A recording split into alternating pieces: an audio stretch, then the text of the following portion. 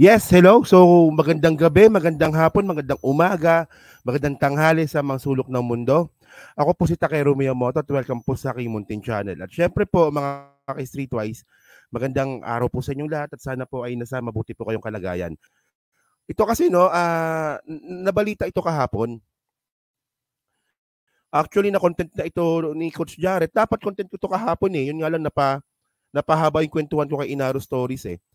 So, syempre, ayoko naman palagpasin itong balita na to kahit na marami na pong nagawa ng content na to. So, ang gumawa ng content na to na vlogger na nakita ko, si Coach Jarrett yung una kagabi, and then si Mima kanina, at saka si JDB rin kanina. Katatapos niya nga lang mag-live. So, ngayon kasi mga kababayan, itong China ngayon ay sobrang nainis. Ako naniniwala talaga, ako naiinis na po talaga yung China kay PBBM. Kasi nga po, di ba, ito pakita ko sa inyo, no? Okay. So, kasi, ito nabalita ito kahapon. So, ang sabi nga po dito, China summons Philippine ambassador after Marcos congratulate Taiwan's Lai. So, si Lai ata siya yung nanalong presidente po ng Taiwan. Ngayon. So, ngayon, ang gusto ngayon ng China is kausapin yung ambassador po ng Pilipinas na nakabase po ngayon sa China.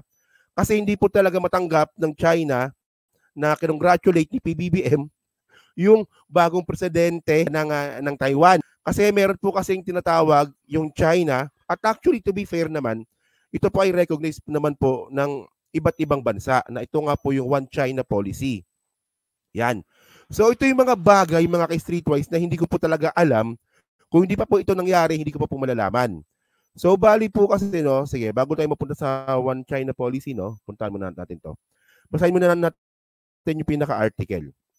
Sabi dito, Beijing, China on Tuesday summoned the ambassador from the Philippines and warned the country not to play with fire. Okay. Naglalaro daw po ng apoy si PBBM. Okay. Pikon eh.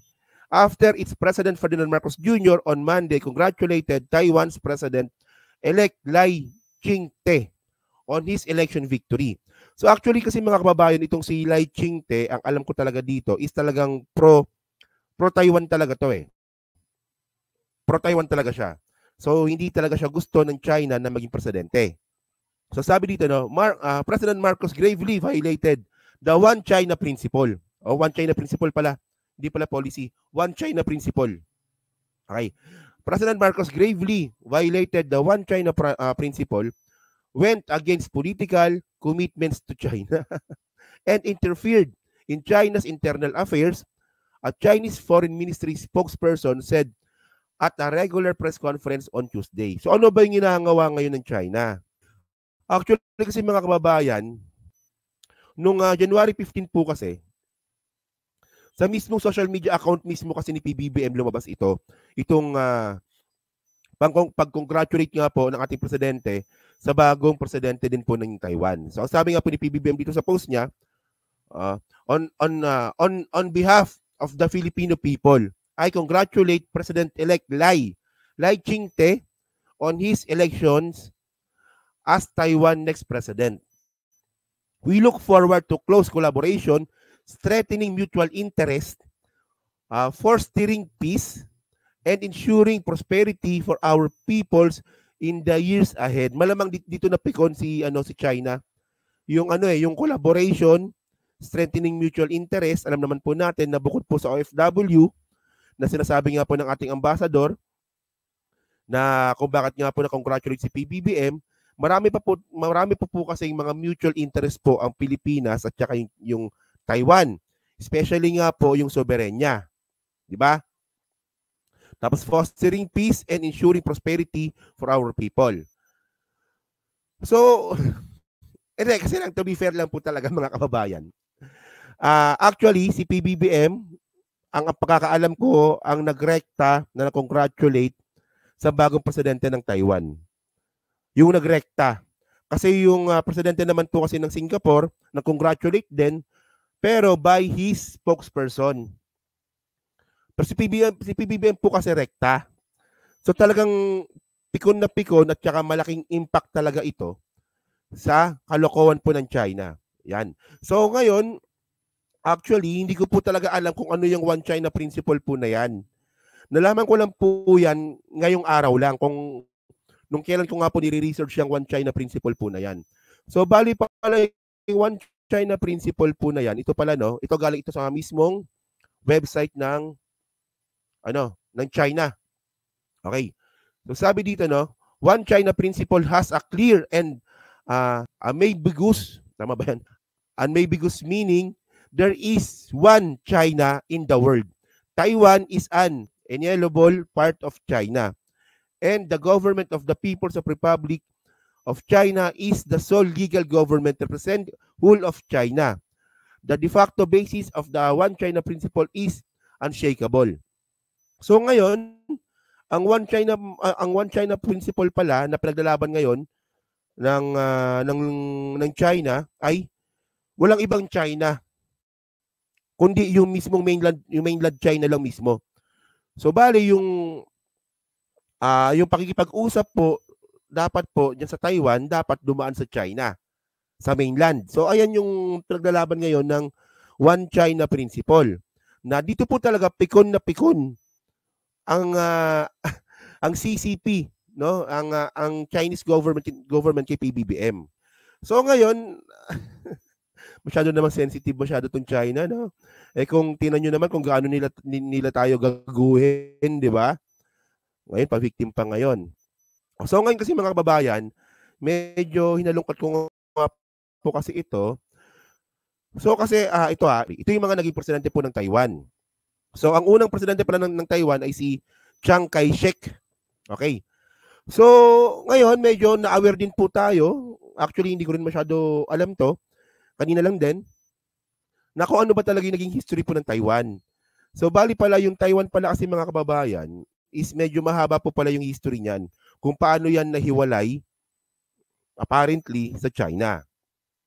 So, nagsimula pa pala yan nung 1700s, at mas lalong nagkaroon ng conflict pagkatapos nga po nung World War II.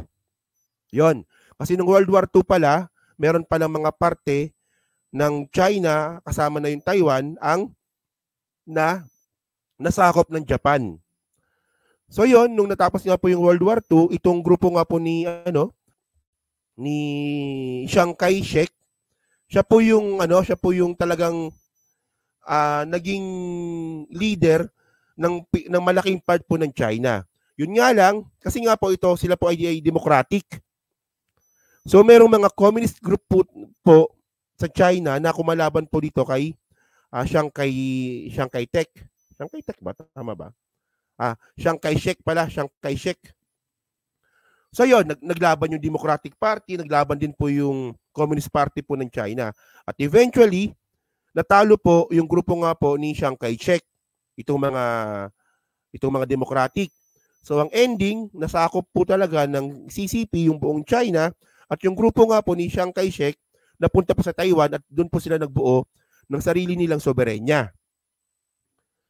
So, ganun lang pala yung pinaka-basic reason kung bakit nga po nahiwalay itong Taiwan sa China. Pero eventually kasi mga kababayan, no, nung habang naghihirap yung China, dahil sila nga po ay hindi naman sila open market noong mga panahon na yon, ito naman po Taiwan ay gumagawa naman po ng paraan para po sa kanilang pag-asenso. At mas lalo silang umasenso noong 1980s. Diba? Noong 1980s, kung kailan tayo nakikipagbunuan sa EDSA na yan, yung Taiwan naman po ay gumagawa na po ng paraan para po pagyamanin yung tinuturing nilang bansa. So yun, so eventually, ito na yung nangyari. So, syempre, kung kayo ba naman, di ba, pinagyaman ninyo yung Taiwan. Di ba? At saka iba yung prinsipyo ninyo eh. Communist versus democratic. Papasako pa ba kayo sa China? Well, di ba? So, and then mga babayan kasi, ito pa, pakita ko sa inyo, no? So, after nga nun mga kababayan, nung kinausap nga po yung mismong ambassador ng Pilipinas sa China, sumagot naman po ngayon yung Department of Foreign Affairs. Yan. So, ang sagot naman po ng Department of Foreign Affairs ngayon, no? Statement on the Philippines One China policy. Okay? January 14, 2024, the Department of Foreign Affairs reaffirms the principles contained in the joint communique of the government of the Republic of the Philippines and the government of People's Republic of China, signed by Ferdinand Marcos Sr. and Premier Zhou Enlai on June 9, 1975. So bali pala itong one China principle pala ay ano pala to? Nagsimula pa pala ito nung panahon pa nga po ni Apo Lakay. So, syempre, dahil nga ito naman ay commitment po ng Pilipinas nung panahon nga po ni Apo Lakay at hindi naman po natin ito na-revise, so kailangan natin sundin ito, di ba? Na talagang kailangan nating i-reaffirms yung one China policy nga po ng gusto ng China, di ba? So, fair naman, okay lang, fair naman. Okay? So, the Philippines is committed to its one China policy. Yan. The joint communique states that two governments agree to settle all disputes by peaceful means without resorting to the use of threat of force. Yan. Kasi mga kababayan, kasama naman po kasi talaga dyan sa one China principle na yan, ay dapat po talaga ay ito po ay nire-resolba nang hindi po ginagamitan ng puwersa. Yun nga lang po kasi mga kababayan, itong China po talaga, itinatakot po ang Pilipinas na wag daw po tayo maglaro ng apoy. Napikon masyado eh. Na bukod nga po dyan mga kababayan, ito na, no? Ito yung sinabi ngayon ng China. Ituloy lang natin ha. Sabi dito sa from Reuters, January 16, kahapon, China warns Philippines not to play with fire over President Taiwan remarks. Okay, it said the message was his way of thinking, sabi ng Pilipinas to, no? It said the message was his way of thinking them for housing our OFW and holding a successful democratic process. Nevertheless, the Philippines reaffirms its one China policy. So ngayon, ang sagot naman ngayon ni PBBM, so kaya nag-congratulate si PBBM dito nga po sa bagong presidente nga po ng Taiwan because of the OFW. Kasi naman po mga kababayan, meron po tayong 200,000 na OFW po na nagtatrabaho po sa Taiwan. At kung sakali nga naman po kasi na magkagulo po yung Taiwan at saka China, yung maapektuhan naman po kasi dito is yung mga 200,000 din po na Pilipino na OFW po sa Taiwan mismo. So yon. So sa China, ilan lang ba yung Pilipino sa China? Wala pa atang 100,000, di ba? Okay lang sana kung si SAS eh. Kung si SAS yung tamaan ng bomba, okay lang sana kung magkagulo, di ba? Pero kung OFW, yun, hindi maganda. Okay. Asked by Reuters for comment on Beijing's summoning of the Philippine envoy and China's rebuke, the Office of Marcos reiterated the earlier statement on the one China policy. Okay. Beijing's fury over the remarks is the latest in the succession of clashes between Philippines and China, which come as Manila bolsters ties with former colonial ruler, the United States, including expanding an agreement on Washington's use of its military bases. Yan. So, pikon na po talaga yung China sa Pilipinas. Kasi nga po, ang problema kasi dito, sinanay po kasi ni Digong yung China. Diba, masyadong binibi ni Digong ang China. So ngayon, ang China naman na may hasa. So ngayon po, nagkaroon po tayo ng presidente, napapalagan po yung China. So itong China naman ngayon is naninibago. Diba, sabi ng China, akala ko ba weak leader yan, sabi ni Digong. Pero bakit pumapalag? So alam niyo yun mga kababayan, diba, yung talagang unti-unti na talagang yung patong-patong na po yung yung katapangan na ginagawa ni PBBM sa China. Hanggang ngayon po yung China ngayon is naging sensitive na po sa Pilipinas. At actually kasi mga kababayan, ay merong basher. Bayaan nyo yan. Bayaan nyo yung mga basher. Huwag nyo ibablock yung basher. Bayaan nyo siyang masaktan. Okay. Kasi mga kababayan kasi, ito yung sinasabi ko po sa inyo, no? Ito naman po kasing Singapore ay nag-congratulate din naman po kasi sa Taiwan. Pero hindi naman po kasi pinatawag yung ambassador nila. Affected po talaga yung ginagawa po ni PBBM dito po nga po sa China. Kasi nagiging sensitive na po sila eh. Di ba? So, yun. well, no regrets. Okay lang. At least, di ba? Napatunayan po natin sa buong mundo na kaya po nating palagan yung China. Hindi po katulad ng ginagawa ni Digong at saka ni Gloria Macapagal Arroyo. Di ba? Kung maalala nyo nga mga kababayan, di ba? Yung pinatupad nga po ni Digong ngayon, nung nakaraang administrasyon, di ba? Yung pinatupad niyang public utility vehicle modernization, na ngayon nga po ay inuungkat na kasi posible nga po talaga na ang pinaka-reason kung bakit talaga ginawa ni Digong ito, dahil nga po merong allegedly lang naman, no? Allegedly, na pakikipagkuntsabahan po sa mga suppliers ng China para sila po yung mag-supply nga po ng mga makabagong jeepney po dito sa Pilipinas. Na yan naman po ay iniimbestigahan po ngayon. So, abangan po natin yan mga kababayan. Abangan natin yan kung ano yung totoong nangyari dyan. Diba? So, yan.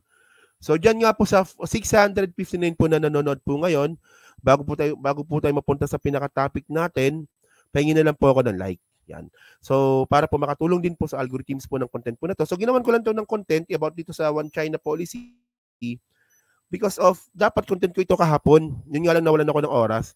So, sayang naman, di ba? Nag-research na ako eh. So, ang hirap naman na hindi i-share sa inyo, di ba, yung nakuha po nating info. Yan.